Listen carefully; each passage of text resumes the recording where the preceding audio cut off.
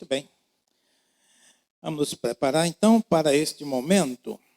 E nós vamos falar hoje com os irmãos sobre Deus fez e faz maravilhas, sim. Irmãos, concordam comigo? Digam amém. Então está certo. Eu queria usar exemplo de um servo de Deus, que Deus usou de forma extraordinária. Né? Está em Atos, no capítulo 19, versículo 11.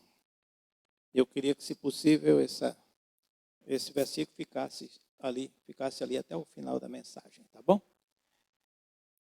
E Deus, pelas mãos de Paulo, fazia milagres extraordinários. Vamos ler comigo? E Deus, pelas mãos de Paulo, fazia milagres extraordinários. Quem fazia era Deus, mas ele usava os seus fiéis, no caso, Paulo, para realizar esses milagres. Muito bem. Deus sempre fez maravilhas usando sempre servos fiéis. Deus nunca pensou em usar outro senão o seu servo para cumprir uma missão determinada por ele. No Novo Testamento, no Antigo Testamento, na história da igreja e da história recente do Evangelho, nós vemos que esse Deus continua o mesmo, realizando maravilhas. Quando nós, na simplicidade dos nossos cultos de oração, ou mesmo através do nosso grupo da igreja, que nós pedimos as orações dos irmãos por uma pessoa enferma, ou uma pessoa que está passando por um problema difícil, e essa pessoa se recupera, essa pessoa fica curada, nós não temos que bater no peito e dizer, a nossa igreja, o pastor, porque é Deus quem faz a obra. Através de pessoas. No caso, por exemplo, nós intercedemos por alguém que foi abençoado pelo Senhor. Mas não fomos só nós, de repente outras pessoas de outras igrejas também fizeram a mesma coisa. Então juntaram-se as orações, chegaram ao trono da graça, e aí a bênção chegou à vida de uma pessoa. Ele continua usando servos humanos e falhos, como nós, mas disponíveis, com humildade, com fidelidade à palavra. Nós não temos que proclamar milagres, nós não temos que botar uma faixa aí na igreja chamando pessoas para presenciarem milagres. Jesus nunca marcou lugar para realizar milagres. Realizava quando era necessário e ele sentia que precisava, naquele momento, liberar poder. Mas tudo em Jesus Cristo. Se você for para o Antigo Testamento, Deus usou pessoas de forma sensacional. Como usou Abraão, usou José, usou Moisés, Davi, Daniel, Ruth. E no Novo Testamento, Maria foi escolhida por Deus de uma forma muito especial.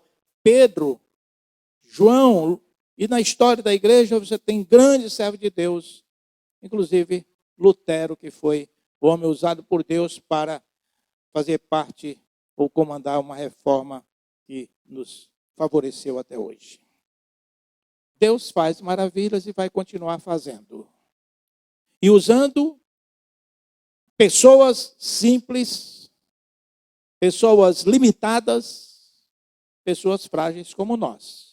Ninguém diga, não, eu só sou usado por Deus se eu for uma pessoa maravilhosa e começar a apresentar currículo diante de Deus, não vai resolver nada. Deus usou sempre pessoas simples, pessoas espiritualmente carentes, e levantou essas pessoas e elas foram usadas pelo Senhor. E Paulo foi este exemplo. O texto que está aí estampado mostra que Deus usou Paulo de forma maravilhosa. para realizar a maior das maravilhas, que é a proclamação do Evangelho. Para levar pessoas a experimentarem o maior milagre, que é a mudança de vida, a salvação eterna em Cristo Jesus. O primeiro aspecto que eu quero destacar é que Paulo era realmente convertido. Paulo era convertido. A sua conversão foi sensacional. Está no caminho de Damasco, com ódio aos cristãos, perseguindo os cristãos. Estava indo exatamente para destruir a obra do povo de Deus. E tem o encontro no caminho de Damasco com Jesus Cristo. A partir dali, se sua viagem era para perseguir, maltratar ou matar cristãos, ou pelo menos consentir na morte de cristãos, como foi o caso do primeiro mártir do cristianismo, que foi Estevão, agora, depois desse encontro com Cristo, ele mudou o seu ideal. Agora já não foi mais a Damasco para fazer o que ele queria fazer, o que estava lá no seu projeto inicial. Ele estava totalmente transformado e agora mudou o rumo para se preparar para realizar uma grande obra para o louvor do Senhor. Mudou o seu ideal, mudou o seu procedimento e a sua ação e até a forma de pensar, de raciocinar. Portanto, foi uma conversão geral, completa, verdadeira, real, autêntica, esta conversão de Saulo de Tarso, não é? Até então, Saulo de Tarso. Sua mudança foi radical, considerando seus títulos e riquezas como esterco. É o excremento do animal que serve para adubar a terra em algumas plantações. Ele diz, tudo isso que eu tenho de título, de riqueza, de aceitação social, eu considero como esterco. Usou uma palavra forte. Não vale nada. Cheira mal diante da glória que o Senhor me revelou. Mas ele era também um religioso. Antes de se converter, era respeitado como religioso.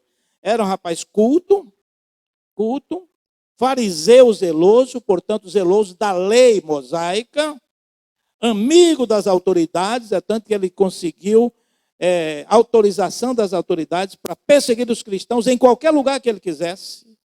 E ele então mudou totalmente. Ao invés de perseguir os cristãos, ele passou a ser perseguido, inclusive, pelas autoridades religiosas da época. É impressionante como essas coisas, quando a pessoa muda, como muda também o quadro de verdadeiros amigos, não é? Você vai conhecer quem é e quem não é. Na crise, você sabe quem é amigo e quem não é. Porque no bem bom, todo mundo quer ser amigo. Todo mundo tem a tapinha nas costas. Mas quando você passa por um momento de dificuldade ou cai de alguma forma, você comete uma falha na sua vida, todo mundo cai de cima. Cadê os amigos? O filho pródigo foi assim, estava rico, cheio de dinheiro, gastando. Quando acabou, os amigos sumiram também. E ele batia a porta dos 6 amigos e todos diziam que não tinha nada para ele. E ele ficou verdadeiramente abandonado pelos seus, que ele achava que eram seus amigos. Pois bem, Paulo, a partir dali, eles queriam matar Paulo. Tem vários textos de Atos que diz que alguns estavam cercando a Paulo para matá-lo. E alguns açoitaram, expulsaram de cidades. Isto é, ele passou por muitas coisas, mas era realmente convertido. A semelhança de Zaqueu, Saulo de Tarso deixou tudo para seguir a Jesus, para ser fiel a uma chamada do Senhor. Então, a primeira coisa que eu quero dizer, Deus usa o convertido. A pessoa que verdadeiramente se converte, deixa o Espírito Santo mudar a sua vida. Se alguém quiser vir após mim, negue-se a si mesmo. Você não está em condição de negar-se a si mesmo, não tem jeito de ser cristão. Não basta pegar umas cruzes de madeira e botar aí na televisão, passeada, os cristãos apoiando não sei quem. Gente, Ninguém usa esses símbolos do cristianismo para apoios que não têm nada a ver com a realidade espiritual que caracteriza o cristão. Então você vai ver aqui que Saulo de Tarso realmente passou a ser maltratado, preso, humilhado, e muitos queriam ver a sua morte por causa da sua conversão. Convertido, os amigos do passado sumiram e agora ele só tinha o povo de Deus. Segundo aspecto é que Paulo recebeu uma missão difícil, desafiadora. Foi um vaso escolhido para pregar também aos gentios, coisa que na mente dos apóstolos não estava dentro do projeto. Aquela velha ideia de que o povo judeu é que tinha que ser evangelizado. O povo judeu é que era o povo especial de Deus. Então ninguém queria evangelizar os gentios, eram impuros, eram rejeitados. Havia uma discriminação muito grande nesta área. E Paulo foi exatamente aquela pessoa que veio para mostrar que os gentios precisam também ser salvos. E Deus o chamou exatamente para isso, para que ele pudesse ter esta consciência e esta capacidade de pregar o evangelho a todas as pessoas. Salvação é para todos. Todo aquele que invocar o nome do Senhor será? Paulo pregava isso, será salvo. O que invocar, que buscar humildemente a face do Senhor, esse será salvo. Então era isso que Paulo pregava. No início, quando ele se converteu, teve a sua experiência com Jesus, foi apresentado à comunidade cristã, havia uma certa desconfiança, o que é natural. Que a fama de Saulo de Tarso era a sua crueldade. Era o seu espírito sanguinário e a sua vontade de atingir o cristianismo para que ele não sobrevivesse. Então, Paulo tinha isso em mente. Então, quando ele apareceu apresentado na igreja, houve uma desconfiança natural. E alguns diziam, rapaz, esse homem aí consentiu na morte de Estevão, gente. Ele estava lá, participou, jogaram as vestes de Estevão aos pés de Saulo, desse homem. E agora ele vem para cá dizer que é crente. Meu irmão, se você não acredita na conversão de uma pessoa, não importa quem, você não pode pregar o evangelho. Porque o evangelho é a pregação da salvação para o perdido. Eu vim buscar e salvar o quê? Se havia perdido. É o que Jesus ensina para nós, é o cristianismo. Eu não posso dizer, não, vou pregar o evangelho para aqueles caras, não, vou não. Vou nada para aqueles caras não prestam, não. Você tem que pregar. Se ele se converter, é obra do Espírito. Mas a sua missão é a de proclamar a palavra. E Paulo sabia da dificuldade. Eles tinham certamente a noção de que ele ia encarar pessoas que ele tinha perseguido. E agora ia se mostrar como sendo componente daquela comunidade. Então, não foi fácil para ele. Por isso, Barnabé, vendo isso, Barnabé era o mentor de Paulo, recomendou que ele fosse para a sua cidade, para Tarso, passasse um período lá de reflexão, falando para aquelas pessoas da sua cidade, aos poucos, ficasse lá. Dizem os escritores que ele ficou cerca de 2 anos, de 1 ano e meio a 2 anos, fora da igreja. Tanto que os acontecimentos seguintes já não constavam muito Paulo. Até que ele voltou. Por quê? Porque Timóteo sentiu que era hora de buscá-lo. Foi buscá-lo. E o trouxe de volta. E aí, Barnabé já tinha mostrado à igreja que Saulo de Tarso não existia mais, que agora era um grande servo de Deus chamado Paulo, o apóstolo. O apóstolo, no sentido abortivo, porque foi fora de época. Mas ele foi considerado apóstolo porque ele viu Jesus lá no caminho de Damasco. Muito bem. Barnabé foi, daí Paulo iniciou a grande obra de evangelização. Cumprir a sua missão de pregar o evangelho para todas as pessoas, sem olhar para a cor da pele, sem olhar para a condição social, financeira, intelectual, política, sem olhar para nada. Olhar apenas para a necessidade do ser humano. E pregar o evangelho para que aquele ser humano fosse salvo pela graça do Senhor. Judeus e gentios precisavam ouvir a palavra. Ele entendeu essa missão.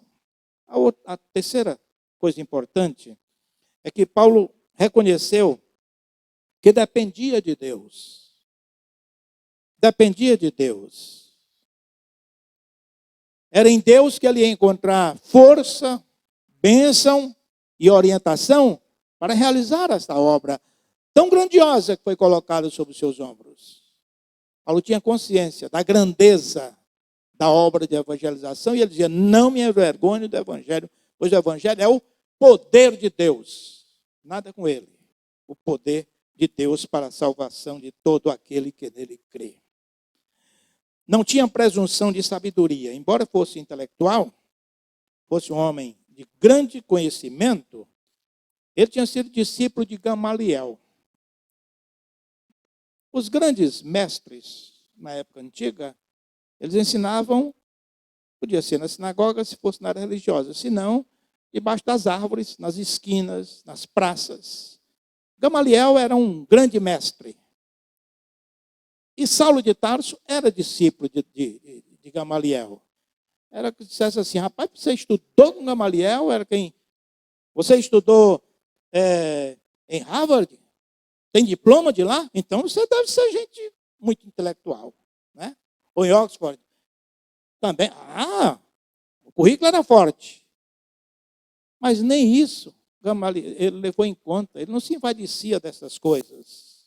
Ele não tinha presunção de sabedoria, mas atribuía tudo a Jesus Cristo agora com humildade, reconhecendo que era mesmo uma nova criatura. Para ele, o evangelho é o poder para a salvação.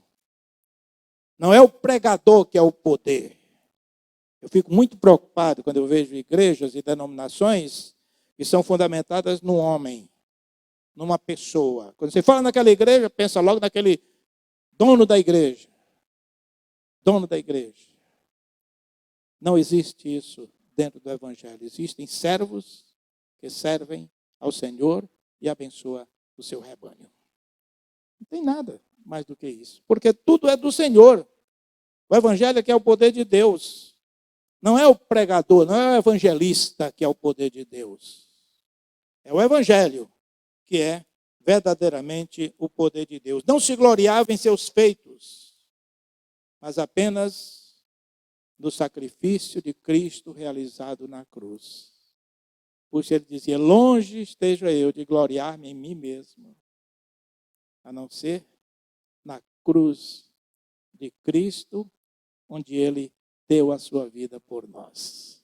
Então é impressionante a visão de Paulo da sua situação espiritual. A sua conversão foi tão genuína que os valores espirituais tomaram conta da sua vida, inclusive todos esses atributos que ele usa nas suas cartas, mostrando os dons espirituais e as virtudes dos cristãos, as características do cristão, ele incorporou, ele procurava incorporar para ele. Por isso ele dizia, eu não sou igual a Cristo, eu não vou atingir esse alvo, mas eu deixo as coisas que ficaram para trás e eu prossigo para o alvo que é Cristo. Eu quero ser imitador de Cristo. E por isso ele dizia, eu venho fazer igual eu estou fazendo, vamos todos imitar a Jesus. Ele que é o centro, não é o pastor, não é o dono da denominação, não é o dono da igreja. É o Senhor Jesus, que é o centro do cristão e da igreja. A quarta e última coisa é que Paulo tinha amor pelo que fazia, pelas vidas, pelos perdidos, pelos crentes, pelos seus colegas, como Timóteo, pelos obreiros. Ele tinha um amor muito grande por aqueles que participavam da obra do ministério. Seu alvo era sempre Cristo. Tinha paixões pelos perdidos a ponto de dizer: ai de mim, se não pregar o evangelho. Paulo é fantástico, né? É impressionante as suas colocações tão diretas, né? Direto. Ai de mim se não pregar o evangelho. Quer dizer, se eu não pregar o evangelho, eu estou arrasado, eu estou acabado. Então eu vou pregar mesmo, que eu não quero me acabar. Eu não quero que ninguém tenha pena de mim. Eu quero realizar a obra do Senhor. A obra do Senhor.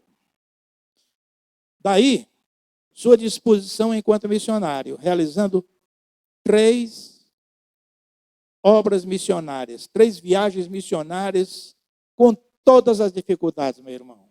Todas as dificuldades. Se você pensar hoje no trabalho missionário, que tem a mesma importância, mas hoje você tem carro, você tem avião, você tem navios, você vai se transportar para um outro país, vai realizar uma obra, e como os nossos missionários, eles têm como ir. Paulo ia, mas era de forma perigosa, inclusive, as viagens, muito perigosas, porque eram frágeis as navegações, que eram o transporte mais usado, não é? Ou então a pé. Paulo andou tanto a pé, que um escritor disse sobre Paulo que Paulo devia ser um homem muito forte. Porque passar pelo que ele passou, apanhar como ele apanhou, ser preso como ele foi, e conseguiu realizar a obra missionária que fez, ele não podia ser uma pessoa frágil.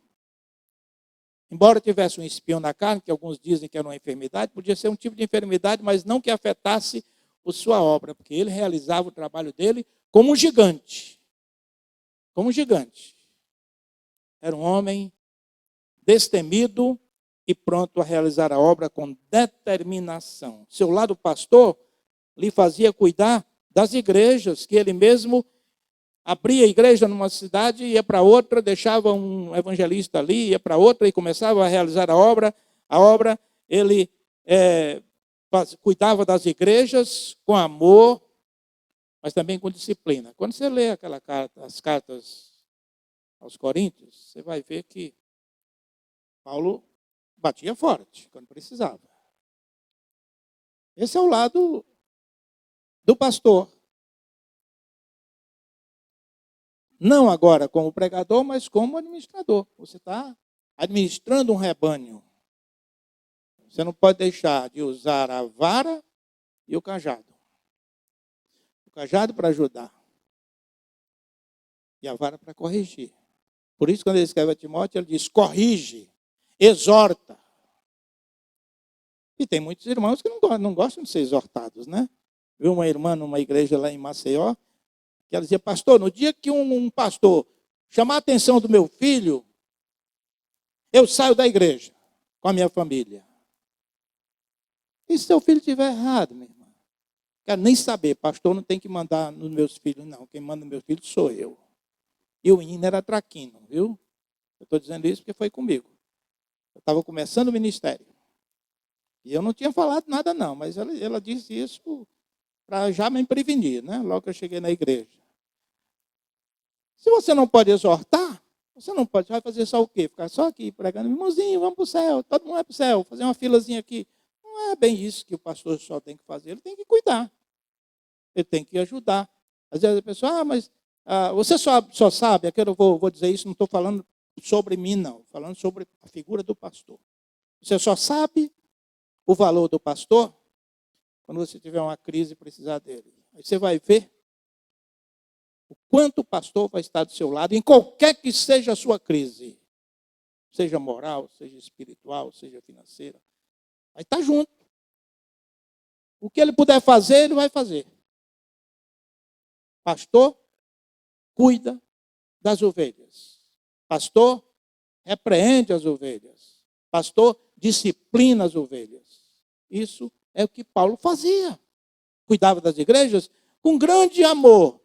Mas de vez em quando ele enfrentava situações, até com as lideranças. Com as lideranças. Ele batia forte naquilo que ele considerava essencial para o evangelho. Não deixe nada atrapalhar a obra do Senhor. Se aparecer alguém, fale logo. Pegue pesado, pegue forte, porque era isso que Paulo fazia. A importância de um líder espiritual só é notada quando o liderado precisa de apoio e de ajuda. Concluindo, o que Paulo fez e outros servos fizeram pode também ser feito hoje. Situações diferenciadas, mas a obra é a mesma. Se Paulo ganhou almas para Jesus, você também pode ganhar. Se Paulo foi uma pessoa que lutou contra o erro e procurou viver com fidelidade diante de Deus, procure também. Se Paulo foi uma pessoa humilde, mesmo com muitos títulos, para se tornar um pregador, para atingir todas as pessoas de todas as classes, então você também pode. Todos nós podemos ser usados por Deus, do jeito que nós somos, com as nossas características, com as nossas condições, nós podemos realizar maravilhas extraordinárias, conforme Paulo coloca para nós. Por isso, conforme Atos coloca para nós. Por isso que ele dizia, para mim o viver é Cristo e o morrer é ganho. Eu falei semana passada, o importante não é como você começa, é como você termina. Paulo começou e terminou bem. Por isso, irmãos, 2 Timóteo, capítulo 4, versos 6, 7 e 8. Pronto. Quanto a mim, estou já sendo oferecido por libação. Por libação, estou sendo oferecido. E o tempo da minha partida é chegado. Olha a consciência de Paulo. Olha a consciência de Paulo. Paulo já estava ciente de que o tempo dele já não ia muito longe. Muito bem. O que é que ele diz no versículo 2? Aí vem a consciência dele, como servo de Deus. Né? Como servo de Deus. Eu combati o bom combate, completei a carreira e guardei a fé. E guardei a fé. Como é importante você entender isso. Mas continue o versículo 3. Já agora a coroa da justiça, eu quero que os irmãos pensem nisso aqui, me está guardada, a qual o Senhor, reto juiz, me dará naquele dia. E não somente a mim, mas a todos quantos amam a sua vinda. Não é vida não, é vinda. E sabem que Jesus vai voltar. Se você não for para ele, ele vem para você buscá-lo. Mas é importante a gente ver isso aí, esse último versículo aqui, é muito importante. Aliás, o versículo, esse aí mesmo, já a coroa da justiça está guardada. Né? Quanto a mim, estou pronto. Era o que Paulo estava dizendo. Eu assisti aquele filme, já mencionei isso aqui, sobre a vida de Paulo, né? Que estava passando aí nos shoppings e tal. E eu queria saber se era uma coisa assim, meio distorcida. Não, mas não, muito realista, muito interessante a forma. E Paulo enfrentou realmente a morte de forma, sabe, com hombridade, com dignidade, com convicção de que o que ele estava enfrentando era apenas a passagem desta para outra vida. Ele sabia disso. Aliás, abri um parêntese aqui. Hoje uma pessoa telefona para mim lá de Caruaru, onde eu morei 10 anos. Quem está falando? Eu digo, pastor Nazareno. Pastor Nazareno Cerqueira? Pastor Nazareno Cerqueira. Ô, pastor, que bom que o senhor está vivo. Porque estão dizendo aqui em Caruaru que o senhor morreu. Eu digo, bom, eu estou preparado, mas não morri ainda não. Eu digo, não, irmão, estou preparado, mas não morri ainda não. Estou combatendo meu combate, estou guardando a fé e tal, mas não morri ainda não. Então, Paulo estava pronto. Pronto, já fiz o que tinha de fazer. Já cumpri minha missão, guardei a fé, pronto, estou preparado. E aí, concluiu o seu ministério. Aí eu fico pensando, já velho, de consciência limpa, a consciência do dever cumprido, né? Isso é muito bom para você como crente. Você tem que ter consciência que você está cumprindo a sua missão aqui na terra. Deus hoje quer usar a nós, porque nós somos as mãos, os pés e os lábios de Deus neste mundo, para caminhar em direção ao pecador, para estender a mão para servir as pessoas e para proclamar com os nossos lábios a mensagem do Senhor. Você crê nisso? Pois depende de você. Coloque-se diante de Deus e diga: eis-me aqui, Senhor. Envia-me a mim. Eu quero ser usado por ti. Aí você vai entender quanto Deus já fez na vida de outras pessoas e pode fazer por você maravilhas extraordinárias. Porque Deus, pelas mãos de Paulo, fazia maravilhas extraordinárias. Deus, pelas nossas mãos, podia fazer também grandes maravilhas para a glória do seu nome. Que Deus nos abençoe. Amém, irmãos? Muito bem. Deixa eu fazer só... Os irmãos já estão cientes de que...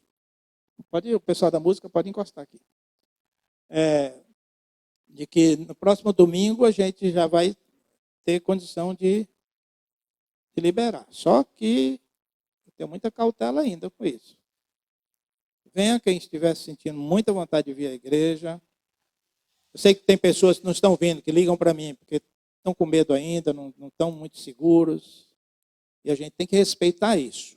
Aos irmãos que puderem, venham aos cultos. E nós vamos conseguir manter a nossa distância ainda.